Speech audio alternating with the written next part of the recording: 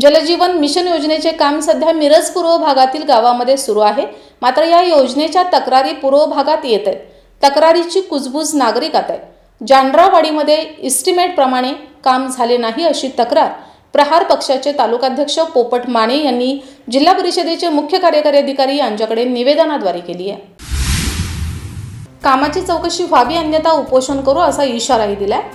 चांगले रस्ते उकरून लोकांना कनेक्शन दिल्याने गावातील अंतर्गत रस्त्यांची दुरावस्था झाली आहे। चांगले रस्ते उकरले आहेत असा आरोप युवा नेते अमर कवठेकर यांनी केलाय। ठेकेदारांनी बेकायदेशीरपणे काम केले तरी इथून पुढे या कामाची चौकशी झाल्यावरच बिल अदा करावे।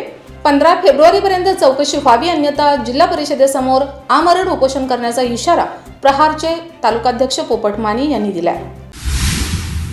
रोड खोदत असताना प्रशासनाने कोणतेही लक्ष दिले नाही। ठेकेदारांचा मनमानी कारभार चालू आहे।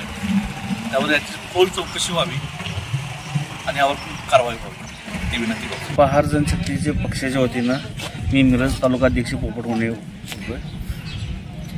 जानरावाडी गावामध्ये पेयजल योजनेचे काम 1,21,00,000 रुपयाचं खर्च शासनाने दिलेला असून सगळा निधी पाण्यात जाण्यात गेला आहे।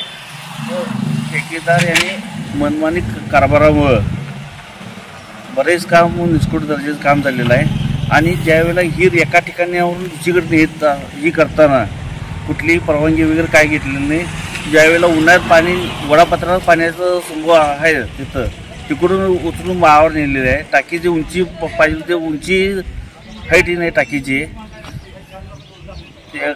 ठेकेदार यांच्यावर कारवाई होण्यास नाही झालं तर अन्यथा 15 तारखेला आम्ही जिल्हा परिषद समोर अमरण उपोषणाला संघटनेच्या वतीनं बसणार। Sunil Patil, 7 star news, Miraj.